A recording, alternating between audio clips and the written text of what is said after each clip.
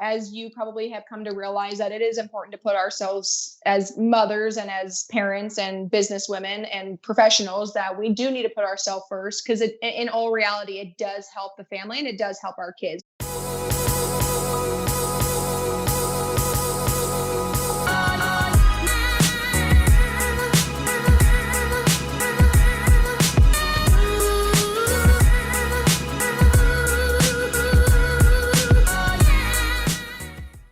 Hi, I am Shae with kwELITE. I have Rachel Hayes here with me today. Tell me a little bit about Walter Grace and what the company is that you started. So Walter Grace is a professional and personal coaching company. And really, I work with people who are looking for a breakthrough in their life. So maybe they feel a little bit stuck in their career, or they're looking to transition into a new career or find another path in life, or just kind of need some boost in confidence or growth in life, finding their purpose. So that's usually who is coming to me. On the professional coaching side, I'll work with people on team building and leadership development, also specifically on career coaching, post-hire support, so performance management, or career coaching for a specific career path that the company has in mind too. So that's a little bit about Walter Grace. Okay, so, and when did you start doing this? So I've been coaching for almost 15 years in a corporate environment. And really I was traveling a lot in my prior role, and I kind of took a big step back and thought about what my passions were and what I wanted to do going forward. And my biggest passion was coaching people, developing them, and watching them reach success and fulfillment in life.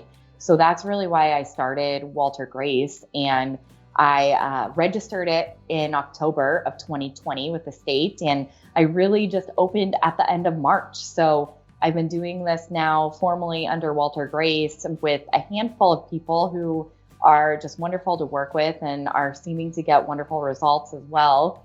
And I don't know, I kind of am just going from there. My son, his middle name is Walter, and my daughter, her middle name is Grace. So that's where Walter Grace came from. So it's really close to my heart as well. Oh, I love that. That is really cool. That's really neat. So what was kind of your turning point at your former job that made you decide, you know what, I love doing what I do, but I want to do it maybe on my own? What was kind of that turning point for you? Mm-hmm. So I am actually a near miss survivor when my daughter was born, Emma, and that took a toll on me mentally and physically. And my prior role, I traveled a lot, like 70-80% of the time I was not home very much. And as I went through, and fortunately both my daughter and I are completely fine, but the experience was traumatic. And so as I progressed and went back to work, I ended up being diagnosed with postpartum depression. And I continued to work, continued to travel, still really enjoyed the people part of my role, but the travel was not going to be a good fit in my life long term. So that's when I really, that was my turning point. Like, I needed to take a step back. I needed to take care of myself and prioritize myself.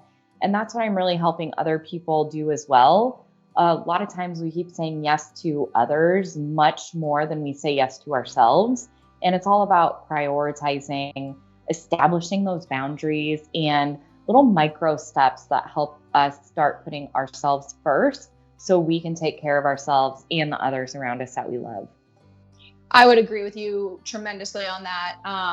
Mainly because, especially as a mother, we always have we always feel selfish, or we feel like we need to take care of our kids and our family first, which is great. But as you probably have come to realize, that it is important to put ourselves as mothers and as parents and business women and professionals, that we do need to put ourselves first, because in all reality, it does help the family and it does help our kids. Would you not agree? Oh, I agree 100%. That we all need to kind of shift to that mindset. And it's difficult, right? So just like you were saying, we are all in the habit of putting others first. And in order for us to also be fulfilled, we need to start establishing those boundaries. And they don't have to be significant shifts at first. That's why I call them micro steps, right? It's So I work a lot with people on very small or micro goals or action steps so we can make habit change and shift your beliefs, because all of those, like when you have these core beliefs that you need to be putting other people first, that affects our behaviors and our actions. And so really getting down to that like identity level. And we do that over time. It can't happen overnight. Yeah, I agree. I mean, I think there's some people in this world that go through most, if not all of their life without really knowing who they are individually. So that's where you come in and you can help them almost like reinvent or find themselves and find who they truly are as an individual and as a professional family member. Am I kind of getting on the right path with that? Yeah, you're right on track.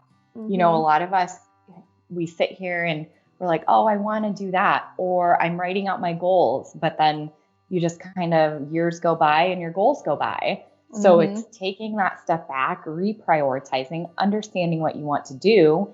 And then I'm here to support your action plan as well. Accountability is a big part of that. So I want to make sure that I'm right there alongside whoever I'm working with on the journey with them.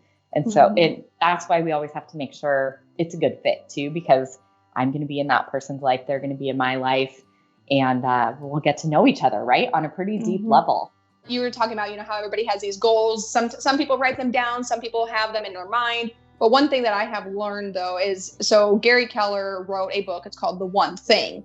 And you really need to focus on, okay, what is the one thing I can do today that's going to get me to my goal? Because we all have all these things that we want to do. And there's 100 different things that we need to accomplish in order to get to that goal. But really, in reality, the way to get to that goal is that one step and that one thing. And you have to figure out, okay, what is that one thing that is going to help me get forward? And then you just take the step one step at a time. So I kind of wanted to go back to that because, it's very important to figure out those smaller micro steps. Yes. Oh, I love that. Because it's about taking that one action, and it spurs us into, different habit change and how we look at the world. A very common example of that is making sure you lay out your workout clothes, right? And then you put them on. And then you go work out, right? But it's just that one step of putting on your workout clothes. So if you can lay them out, you're pretty much breaking down the roadblocks. People always think that those who are successful are very disciplined, which is true. I do agree with that. But at the same time, you have to create something and make something a habit. And once something becomes a habit, then you can move on to the next thing to make something else a habit. So then everything that you wanted to accomplish and to do are now habits. And once it's a habit, you're not forcing yourself to do it anymore. I mean, do you have a time frame where you recommend somebody to do something repeatedly until it becomes that habit? Most definitely. It's so common for people to have racing thoughts, especially at night, and it impacts their sleep. And, if we don't have good sleep, it impacts our entire quality of life.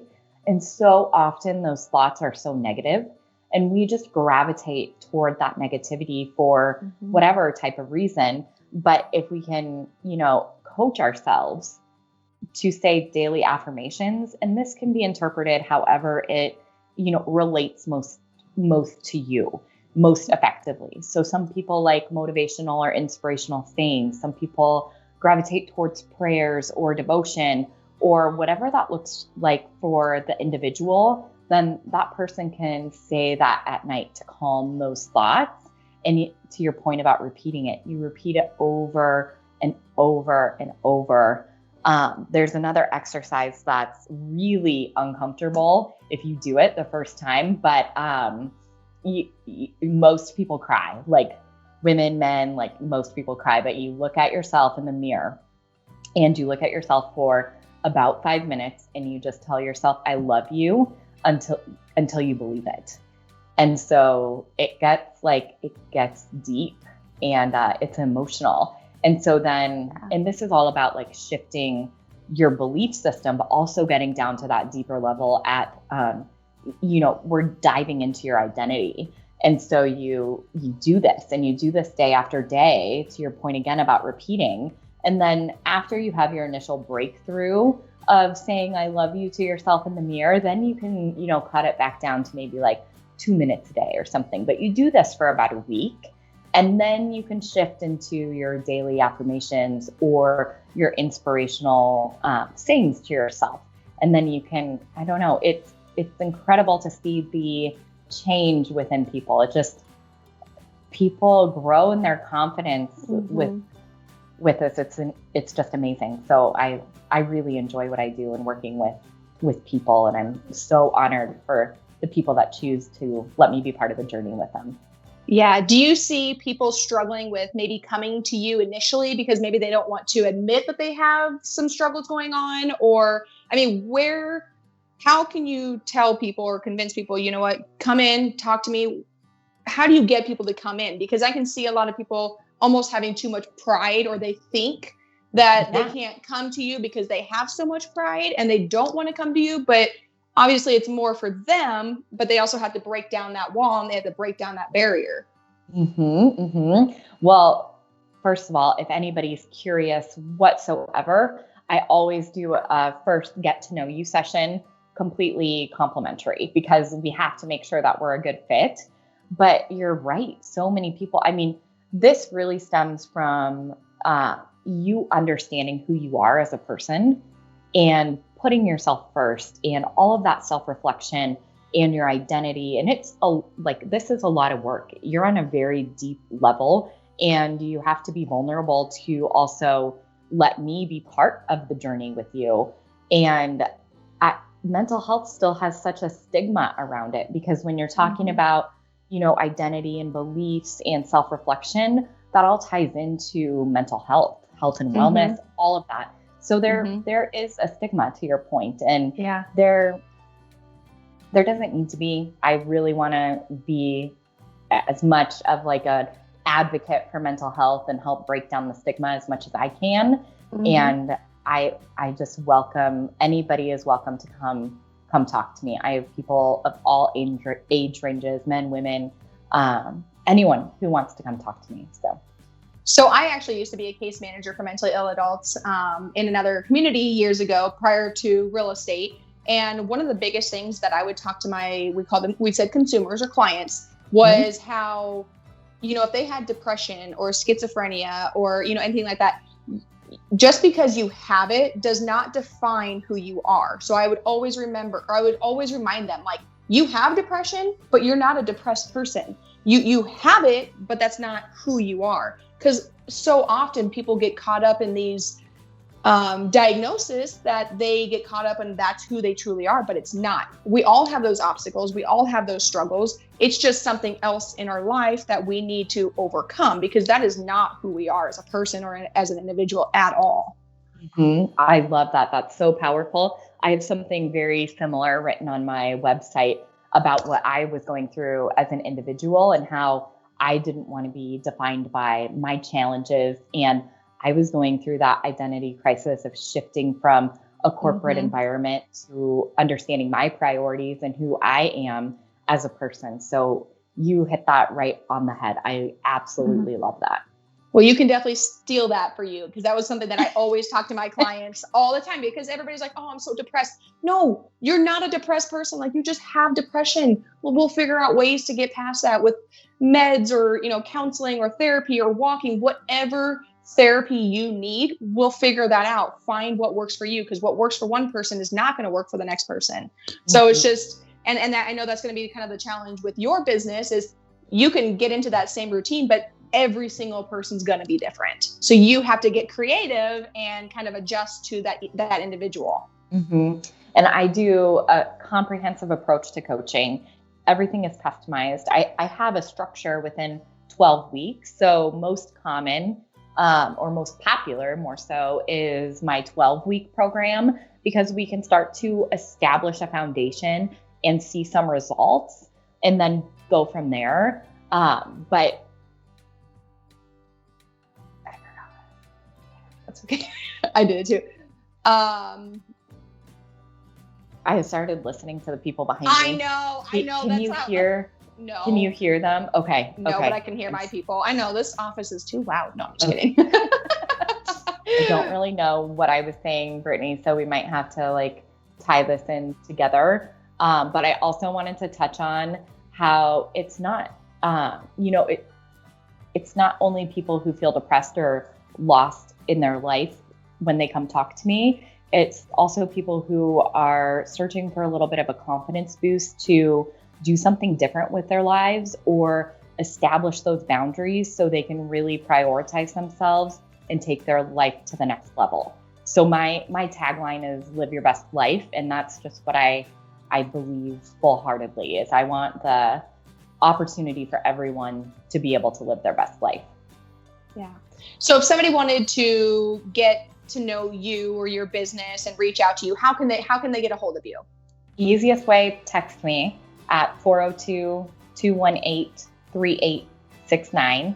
And then you can email me, you can go to my website, all my information is there too. But I'm pretty easy to get a hold of. Just reach out to me and I'd love to talk with you and get to know you as well. My email is RACHEL, it's Rachel, at walter-grace.com. So it's WALTER-GRACE.com.